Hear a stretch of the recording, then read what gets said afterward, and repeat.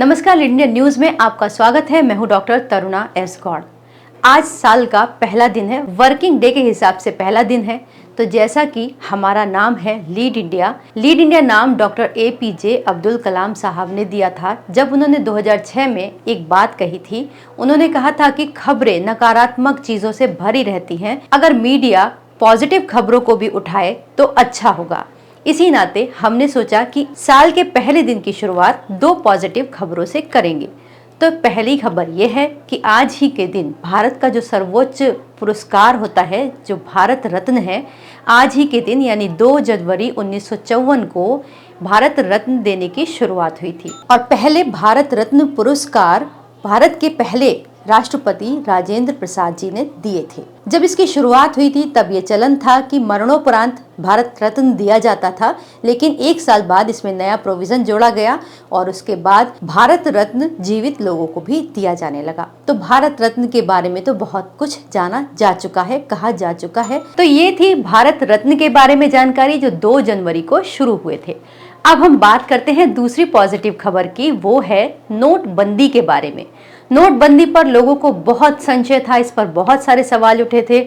आखिर भारत ने बहुत सालों बाद, एक नई जनरेशन ने तो एक ऐतिहासिक फैसला देखा था।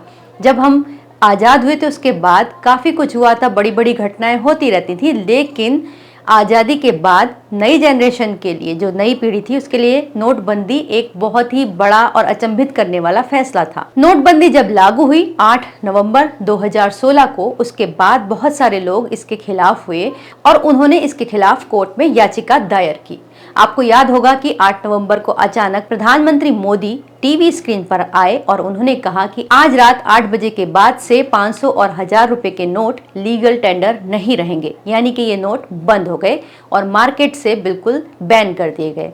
इसके बाद कवायद शुरू हुई पुराने नोटों को बैंकों के थ्रू बदलवाने की, और उसके लिए लोगों ने लंबी लंबी कतारें लगाई और इस कवायद में काफी लोगों को बहुत तकलीफें हुई और 1-2 डेथ भी हुई, जिसके आधार पर विपक्ष ने इस नोटबंदी के तरीके को और नोटबंदी को अवैध करार दिया। जैसा कि हमने आपको पहले बताया कि नोटबंदी के बाद विपक्ष ने इसका विरोध किया और याचिकाएं दायर की। तो सुप्रीम कोर्ट में कुल मिलाकर 58 याचिका दायर हुई थी और इन पर सुप्रीम कोर्ट की जस्टिस S अब्दुल नजीर की अध्यक्षता वाली 5 जजों की पीठ ने सुनवाई शुरू की और सरकार और RBI से वो दस्तावेज पेश करने के लिए कहा जिनके आधार पर नोटबंदी का फैसला लिया गया था। इसके बाद पीठ ने दोनों पक्षों की दलीलों को विस्तार से सुना और आखिरकार सुप्रीम कोर्ट ने सरकार के फैसले को सही मानते हुए सोमवार यानी कि 2 जनवरी आज के दिन क्लीन चिट दे दी और उसे वैध ठहराया। आइए जानते हैं कि नोटबंदी को अवैध कहने के पीछे याचिकाकर्ताओं का तर्क क्या था। याचिकाकर्ताओं के वकील थे P चिदम्बरम। उन्होंने अपने तर्क में कहा था कि सरकार ने नोटबंदी के लिए RBI कानून 1934 की धारा 26(2) का इस्तेमाल किया।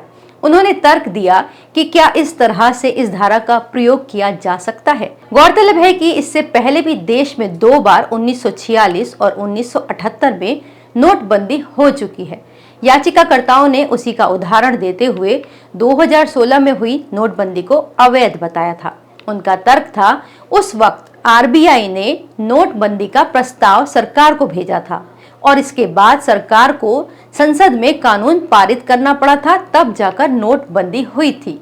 लेकिन इस बार सरकार ने RBI को प्रस्ताव भेजा और उसके बाद ये नोटबंदी हुई। लेकिन सरकार की तरफ से पक्ष रखा गया कि नोटबंदी आर्थिक सुधारों को देखते हुए हुई थी और उसके लिए ये जरूरी थी। साथ ही RBI और सरकार आर्थिक सुधारों के लिए कोलैबोरेशन और आपसी सहमति से काम करती है और इसमें दोनों की सहमति थी। लिहाजा सरकार और RBI के तर्कों को भी ध्यान में रखते हुए पीठ ने सरकार के पक्ष में फैसला सुनाया और नोटबंदी को वैध माना।